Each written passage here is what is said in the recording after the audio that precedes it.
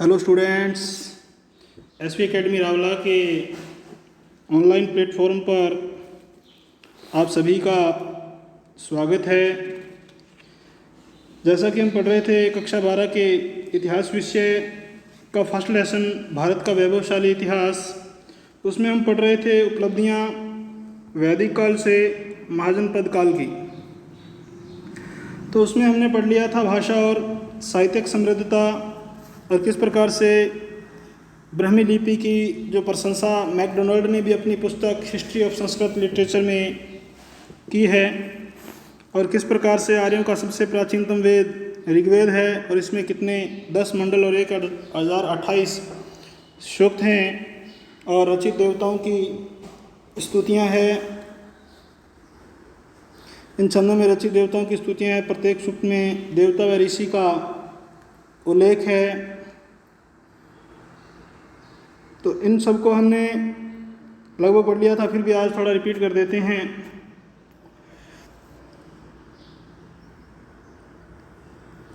साहित्यिक दृष्टि से भारत में अत्यधिक समृद्धि थी।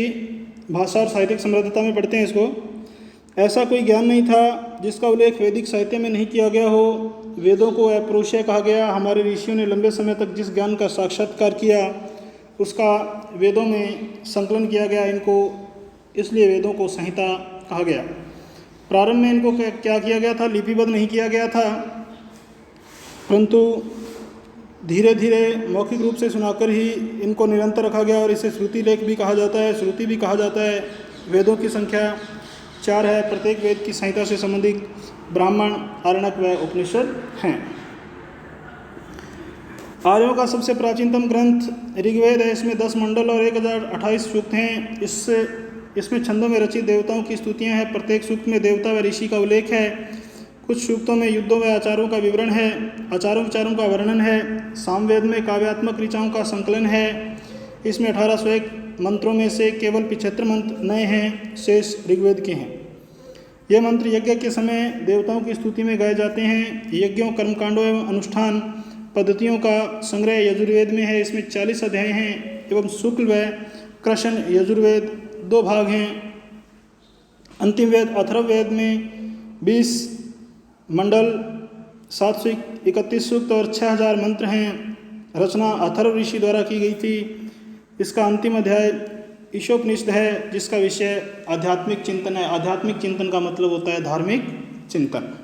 तो आगे था टॉपिक अपना पुराण। तो पुराण पढ़ते हैं आज। पुराणों में इतिहास की सामग्री भरी पड़ी है। पुराणांतर्गत इतिहास को विशेष महत्व दिया जाने लगा है। पुराणों में हमें विभिन्न घटनाओं का क्रमबद्ध इतिहास मिलता है, क्रम से इसका इतिहास मिलता है। इसके रचयिता लोमहर्ष व उनके पुत्र उग्रश्रवा को माना जाता है। प्रमुख पुराणों में मत्स्य, वायु, विष्णु, ब्रह्मांड, भागवत, अग्नि, मार्कंडेय का नाम उल्लेखनीय है। पुराणों में वंशावलियाँ मिलती है। इन्हें सर्वाधिक प्राचीन माना जाता है। यह 2री या 3री शताब्दी की रचना है। इसमें इनसे गुप्तों के इतिहास व अन्य महत्वपूर्ण घटनाओं की जानकारी मिलती है। पुराणों के अलावा 29 उपपुराण है। सूत्र साहित्य भी महत्वपूर्ण साहित्य है। सूत्र साहित्य भी महत्वपूर्ण साहित्य है। इसके द्वारा ऋषियों ने मनुष्य के सामाजिक व धार्मिक जीवन को नियमबद्ध करने का प्रयास किया। इसमें कला सूत्र प्रमुख है। 3 भागों में बांटा है इसने। तो जिसके 3 भाग हैं, स्रोत सूत्र, ग्रह सूत्र और धर्म सूत्र।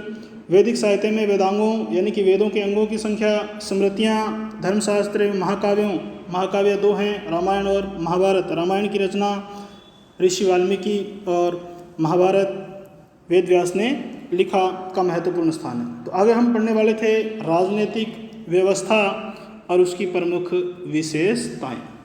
तो ये था महत्वपूर्ण टॉपिक जो आज हमें पढ़ना था। तो राजनीतिक व्यवस्था और उसकी प्रमुख विशेषताएं। वैदिक काल में व्यवस्थित राजनीतिक जीवन की शुरुआत हो चुकी थी। व्यवस्थित तरीके से, सुनियोजित तरीके से राजनीतिक जीवन की शुरुआत हो चुकी थी वैदिक काल में। इस समय की सबसे छोटी राजनीतिक इकाई कुल थी। तो इस समय की वैदिक काल की जो राजनीतिक व्यवस्था की प्रमुख विशेषता में आता है कि इस समय में जो राजनीतिक व्यवस्था था, राजनीतिक जीवन था, वो उसकी शुरुआत हो चुकी थी।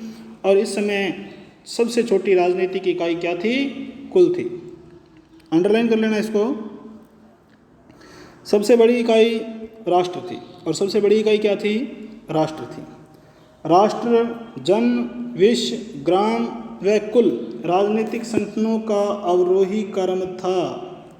कौन सा? सबसे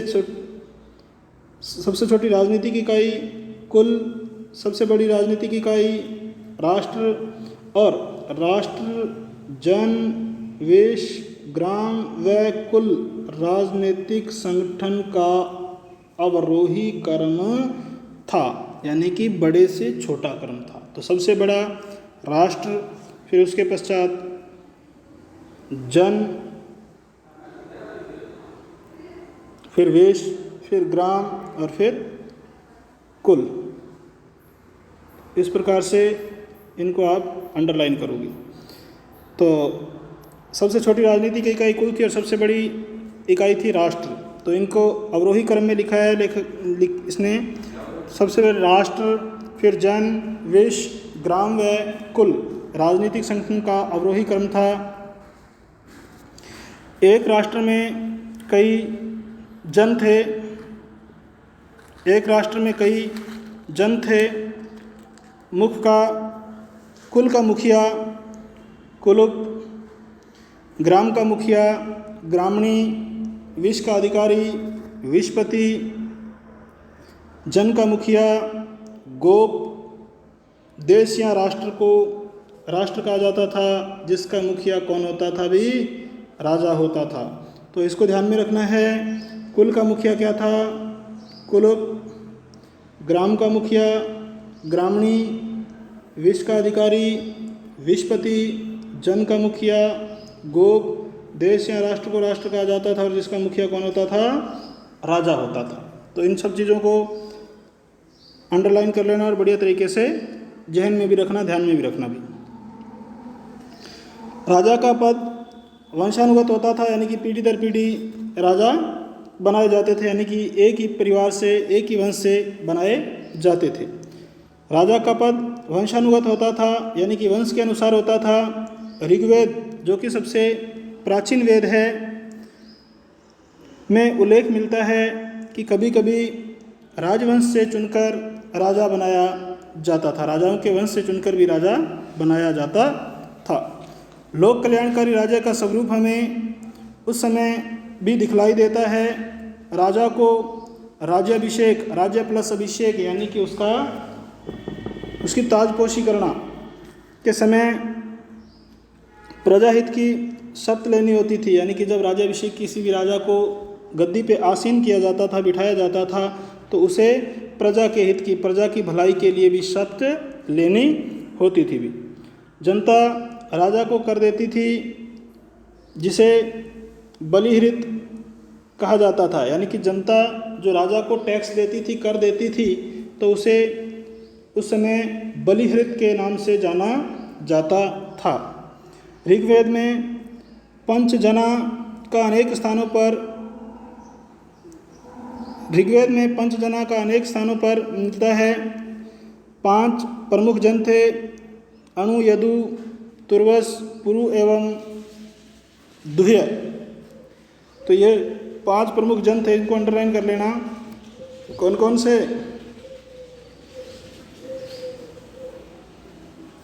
अणु, यदु, तुर्वस, पुरु और दुह्य। ऋग्वेद में एक बड़े युद्ध का उल्लेख भी मिलता है, जो 10 राज्य युद्धों के नाम से जाना जाता है। भरतजन के राजा सुदास का रावी, यानी कि परुष्णी, रावी नदी को पहले किस नाम से जाना जाता था? परुष्णी नदी के नाम से जाना जाता था। रावी नदी के तट पर 10 जनों के राजाओं के साथ युद्ध लड़ा गया, यानी कि 10 राज्य के राजाओं के साथ। इसमें सुदास की विजय हुई। 10 राजाओं में पंचजन के अलावा अलिन, पक्त, भालानस, विषाणी एवं शिव जनपद थे। ऐसी मान्यता है कि राजा सुदास ने विश्वामित्र को पुरोहित पद से हटाकर विशिष्ट को पुरोहित बना दिया था। इसीलिए विश्वामित्र ने 10 राजाओं को संगठित कर सुदास से युद्ध करने के लिए प्रेरित किया, लेकिन इसमें क्या हुई, सुदास की विजय हुई। राजा के प्रशासनिक कार्यों में सहयोग के लिए पुरोहित व सेनानी की महत्वपूर्ण भूमिका होती थी। आगे है सभा और समिति। ऋग्वेद व अथर्ववेद दोनों में ही सभा व समिति का उल्लेख मिलता है, जो उस समय के राजनीतिक संगठन की महत्वपूर्ण घटक की और राजा की निरंकुशता पर अंकुश लगाने वाली संस्थाएं थी। कौन कौन सी? ऋग्वेद व अथर्ववेद दोनों में सभा और समिति का उल्लेख मिलता है, जो उस समय राजनीतिक संगठन की सबसे महत्वपूर्ण इकाई थी। और इनका काम क्या था? राजा की निरंकुशता पर, अगर राजा निरंकुश हो जाता है, नियंत्रित हो जाता, तो उस पर नियंत्रण लगाने वाली संस्थाएं थी। विद्वानों के अनुसार समिति एक आम जनप्रतिनिधि सभा प्रतीत होती थी, जिसमें महत्वपूर्ण राजनीतिक एवं सामाजिक विषयों पर विचार होता था। समिति की बैठकों में राजा भी भाग लेता था। समिति की तुलना में सभा छोटी संस्था की, जिसमें ज्येष्ठ या विशेष व्यक्ति ही भाग लेते थे। ऋग्वेद में सुजात का मतलब होता है सुंदर जात, यानी कि कुलीन या श्रेष्ठ। सुजात व्यक्तियों की सभा का उल्लेख है। सभा अनुभवी वरिष्ठ एवं प्रतिष्ठित व्यक्तियों की संस्था थी, जो राजा को परामर्श एवं न्याय कार्य में सहयोग करती थी। अब आगे है महाकाव्य काल। रामायण और महाभारत प्रमुख महाकाव्य हैं, जिनसे भारतीय इतिहास व संस्कृति की जानकारी मिलती है।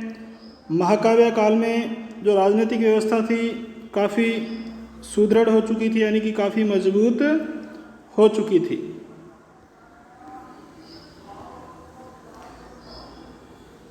राजा का पद वंशानुगत होता था, उसके साथ दैविक सिद्धांत की भी झलक मिलती है, लेकिन राजा निरंकुश नहीं था, अनियंत्रित नहीं था।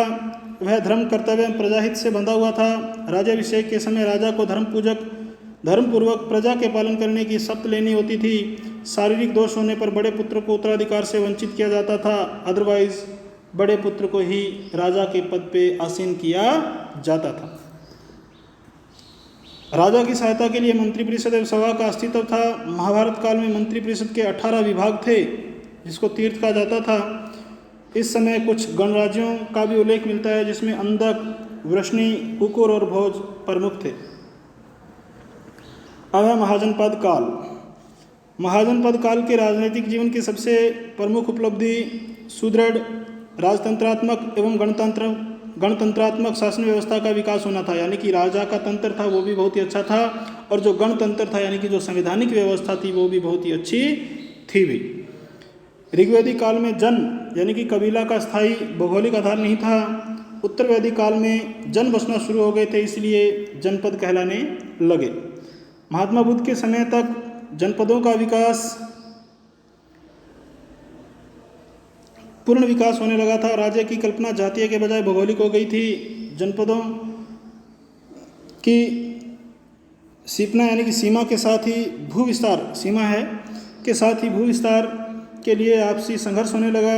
निर्बल यानी कि कमज़ोर राज्य शक्तिशाली राज्यों में विलीन हो गए और जनपदों ने महाजनपदों का रूप ले लिया। बौद्ध ग्रंथ अंगुत्तर निकाय में 16 महाजनपदों की सूची दी गई है। 16 महाजनपद व उनकी राजधानी निम्नानुसार थी। तो ये बढ़िया तरीके से आपको याद करने हैं 16 महाजनपदों की सूची और उनकी राजधानियाँ। तो सबसे पहले अंग, जिसकी राजधानी थी चंपा। दूसरा है मगध, जिसकी राजधानी थी गिरिव्रज व राजगृह। तीसरा है काशी, जिसकी राजधानी थी वाराणसी। कौशल की श्रावस्ती। वजीसंघ की राजधानी वैशाली। मल की कुशीनारा व पावा। चेदी की शुक्तिमती। वत्स की कौशाम्बी। कुरु की इंद्रप्रस्थ। पंचाल की अहिक्षत्र व कांपिल्य। मत्स्य की विराटनगर, जिसको बैराठ भी कहा जाता है। सूरसेन की मथुरा, अश्मक की पैदन्य यानी कि पोतन, अवंती की उज्जैनी, और 15 नंबर है गांधार की तक्षशिला थी, और 16वां है अंतिम कंबोज, जिसकी राजधानी क्या थी? राजपुर थी। तो इस समय कितने महाजनपद थे भी? 16 महाजनपद थे मुख्य मुख्य। इसके अलावा कोई छोटे बड़े जनपद थे, इनमें योधे, माद्रक, त्रिगर्त, केकय, सिंधु, शौवीर, शिवी, अम्बष्ट, शाक्य, कलिंग, मूलक आदि प्रमुख थे। इस समय 4 महाशक्तिशाली जनपदों का उदय हुआ, कौशल, मगध, वत्स और अवंती। इनमें राजतंत्रात्मक व्यवस्था, शासन व्यवस्था थी। 10 राज्यों में गणतंत्रात्मक शासन प्रणाली थी। बौद्ध ग्रंथों में इनके नाम मिलते हैं, जैसे कपिलवस्तु के शाक्य, रामगाम के कोलिये, सुसुमर गिरी के भग, अकल्प के बुल्ली, केशपुत के कालाम, कुशीनारा के मल, पावा के मल, पिपलिवन के मौर्य, मिथिला के विदेह एवं वैशाली के लिच्छवी। तो ये थे महत्वपूर्ण जनपद भी। तो आज के लिए स्टूडेंट्स इतना ही रहेगा। बाकी का जो लेसन है आगे पढ़ेंगे हम प्राचीन भारत में गणतंत्रात्मक शासन पद्धति, जिसको हम आगामी ऑनलाइन क्लास के दौरान पढ़ेंगे। तो आज आपको याद करने हैं 16 महाजनपदों की सूची और उनकी राजधानियाँ लिखो। तो ये प्रश्न आपको बढ़िया तरीके से याद करना है। और इसके साथ साथ राजनीतिक व्यवस्था में सभा और समिति का क्या महत्व था? राजनीतिक व्यवस्था में सभा और समिति का क्या महत्व था? इन 2 प्रश्नों को बढ़िया तरीके से आप याद करोगे। आज के लिए स्टूडेंट्स इतना ही। बहुत बहुत धन्यवाद। जय हिंद, जय भारत।